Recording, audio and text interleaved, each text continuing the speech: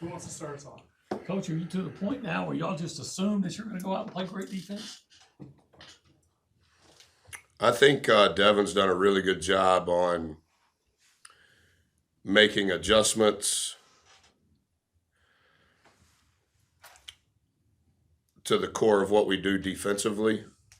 And I think through 3 games, our guys have been borderline elite at handling those adjustments. You know, if you think about it as a bank account from our first practice, and today I think was our 54th practice, 40 of those practices from a defensive standpoint, this is what we do. And those were deposits into the defensive bank account. But when you start getting into conference play where personnel is different, and the value of the possession is increased, I think those adjustments are the difference. The issue is you only have, for instance, today, you only have today's practice and tomorrow's shoot around for whatever those adjustments are going to be. But our guys have been really good at handling those adjustments and executing those adjustments, even though they're tweaks to the overall defensive scheme. And I think, like, I meet with Devin, he's my first meeting on 2 days before, just talking about only defense. Me, him, and the guy that does the prep work, whether that's Antonio or V. And those adjustments have been really good. And I think that, like I told you guys before, I don't want to underestimate that our guys are playing really hard. And if you can play really hard and play to the scouting report, then it gives you a chance. I know when you've talked about kind of consolidating the rotation, you've said it kind of starts with Dexter and Boots and having at least one of those guys on the court. We'll do that tonight. We always do that the night before the game, but I think that's been a change, Travis, that's helped us. I think that our guys have a much better feel for. I'm not saying it's the NBA, but you know, in the NBA, it's all pre-done. This is when you're playing. This is when I'm subbing you in. This is how long you're going to play. I'm not saying it's that, but it's closer to that than what we had been doing. And there's a few factors that are involved that I don't want to get into all of it, but you've picked up on it, obviously. We're not going to play without Dex and Boots. And so we want one of them always on the floor. And then we need to have always 3 go-gets on the floor to the glass. But we also do that sometimes with 4, not the player, the quantity. And then we always want to have a minimum of what we call ball handlers of 2, but sometimes we play 3. And so, like, whatever the software is called, I just call it the Geek Squad. You put those filters into place and identify who those people are, and then go, okay, in a perfect world, how many minutes do we want these guys to play? And then you come up with the formula per se, well, this is who has to sub for who. And I think the thing, Travis, that's helped me with my comfort level with it all is we practice that same way. And I think it's also over time, not initially, but over time, our guys in practice realize what's going on. Like, this is when I sub into the game, right? Yep. So that's who you're going to be playing with. And so we're accumulating reps of those groupings, not only just on game day, but also in the 2 days of practice before a game. And then we do a mini version of that even in shoot around. I know from what you said, this is a little maybe chicken and the egg, but how important is it that those 2 guys are now playing their best basketball and being the keys to the... Yeah, and I think it's all intertwined for sure. And I may have mentioned it.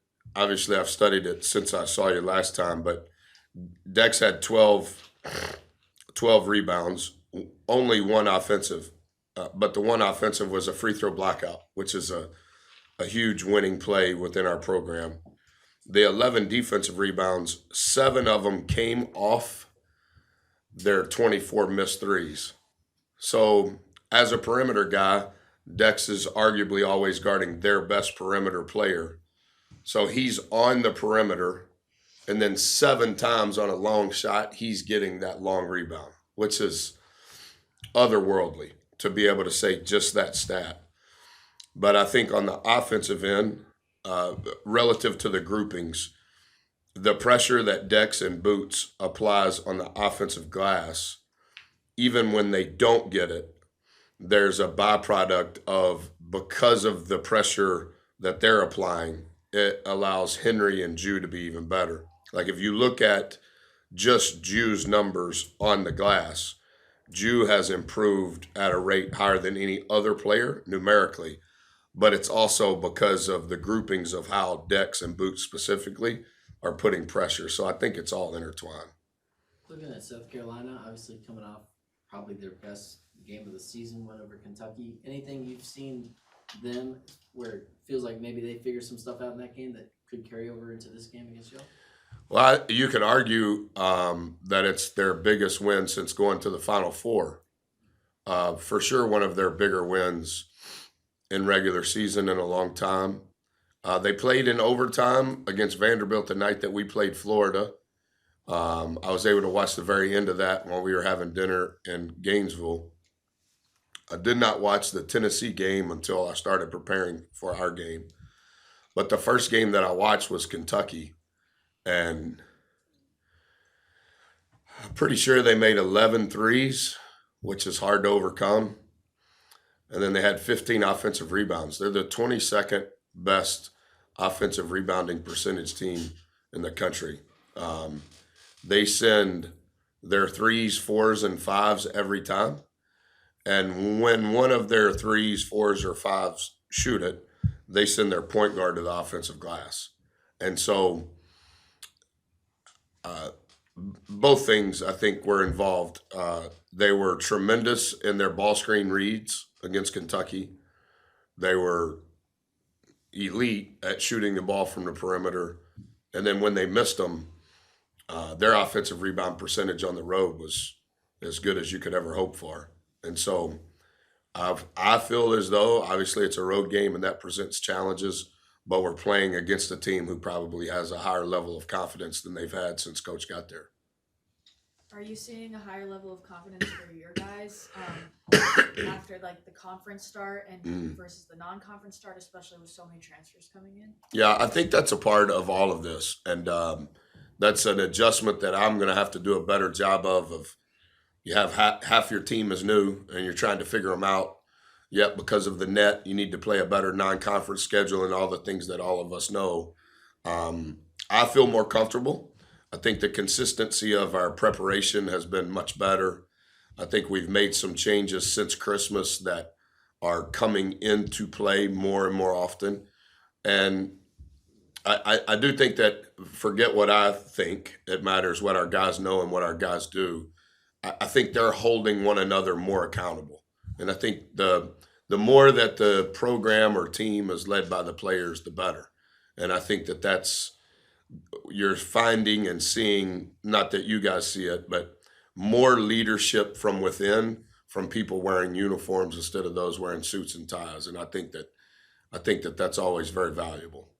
Yeah, that said, Buzz, do you as a coach feel any need at all to remind these guys that if you look at the records, and the way you are playing, that it looks like a game that y'all should be able to go out and win, but do you feel a need to remind them that, hey, road trips to the SEC can be treacherous, or do you have the feeling that these guys are mature enough to understand? I think early on, the second week of the season, we went to Myrtle Beach, and I was very immature in thinking that we had a mature group.